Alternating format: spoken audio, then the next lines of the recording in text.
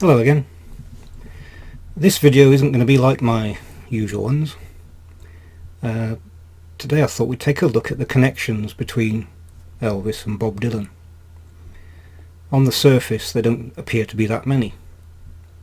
But Bob Dylan's been a lifelong Elvis fan. He once said in an interview, "When I first heard Elvis's voice, I knew I wasn't going to work for anybody.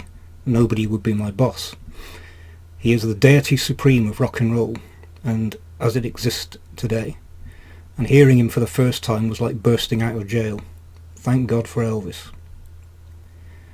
Dylan's first recording session for Columbia produced 4 tracks, and his first single was released in December 1962, a song called Mixed Up Confusion. It may surprise some to know that the song featured a band and electric guitars, and is quite sun-sounding. I got mixed up confusion, man, it's killing me.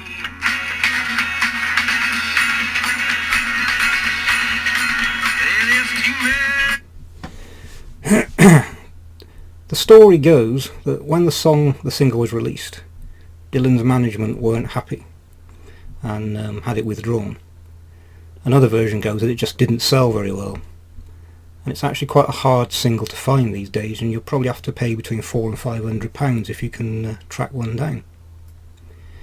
During his long career, Dylan recorded versions of I Forgot to Remember to Forget, Mystery Train, Cannot Falling in Love, Lordy Miss Claudy, Money Honey, Anywhere You Want Me, Fool Such As I, Blue Moon of Kentucky, Blue Suede Shoes, Ready Teddy, Tomorrow Night, and You Don't Know Me. And one of the 4 songs that he recorded during his first session, which never got released, was a version of That's Alright Mama.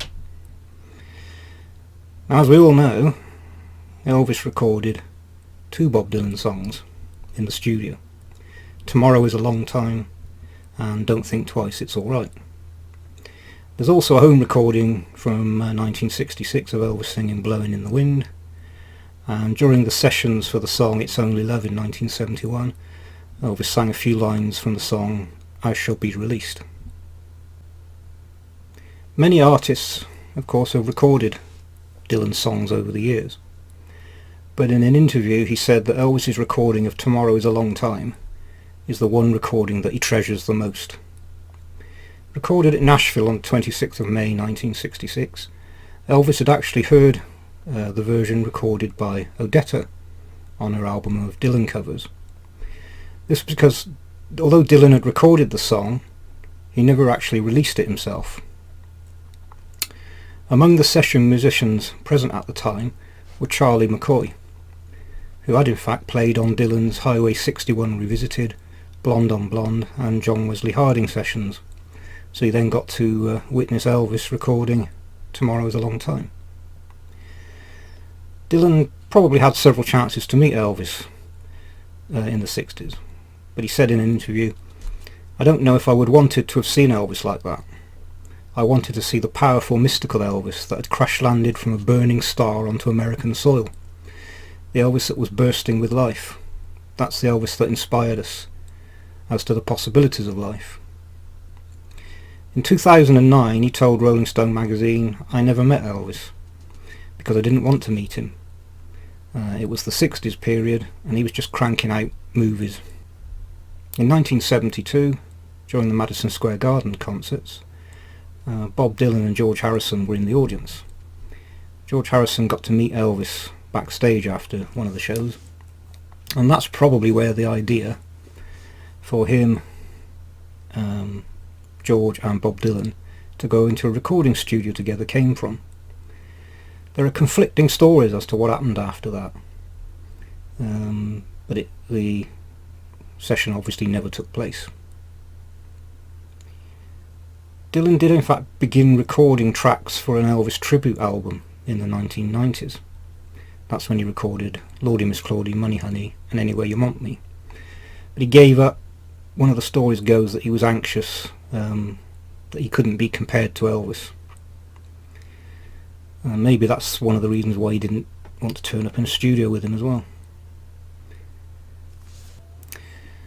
On his 1970 album New Morning, there's a track called Went to See the Gypsy. and it's always been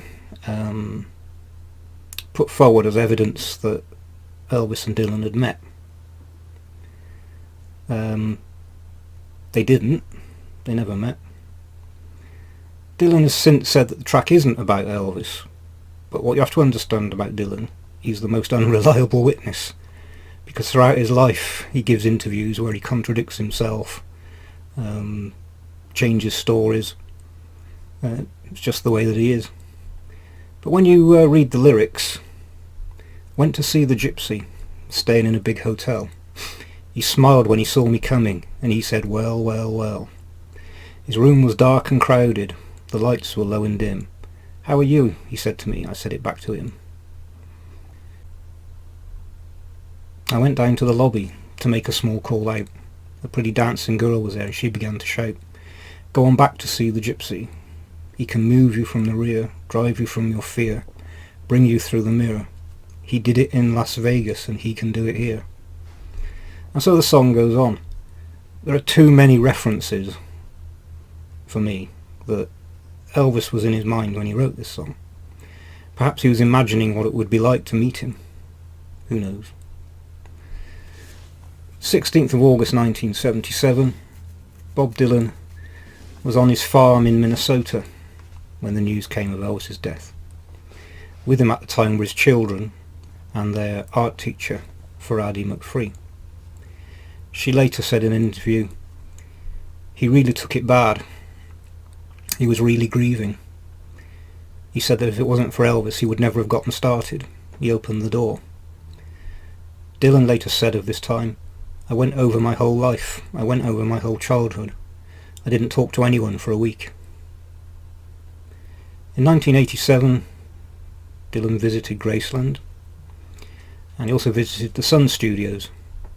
And a witness wrote, when Bob Dylan visited Sun Studio and beheld the space where his beloved muse began his career, he was so taken by the spectacle of the room and its history involving Elvis that he dropped to his knees before the massive X, as though it signified something more precious buried there than treasure. He pressed his lips directly into the centre of it. Whilst I was putting the video together, I realised I had left a small piece out. In 1978, Dylan released an album called Street Legal. For this album, he used an orchestra, female backing singers, and the critics at the time dubbed it his Elvis Vegas album, which is a bit unfair. It's a really good album. Like a lot of his stuff, it's only been recognised in later years. And one of the members of the band that he used on the album and the following world tour was Jerry Sheff, Elvis's bass player. This November he's actually released a new book entitled The Philosophy of Modern Song, where he writes about 66 songs recorded between 1947 and today. Elvis has 3 entries, nobody else has more, and he writes about Elvis's recordings of Blue Moon, Money Honey and Viva Las Vegas. He also writes pieces on the original recordings of I Got a Woman, Tutti Frutti, Blue Suede Shoes, You Don't Know Me and Big Boss Man. So, as you can see, there are quite a few links over the years. It's a shame they never actually met. I don't recall Elvis ever saying anything about Bob Dylan, but clearly he knew his music. I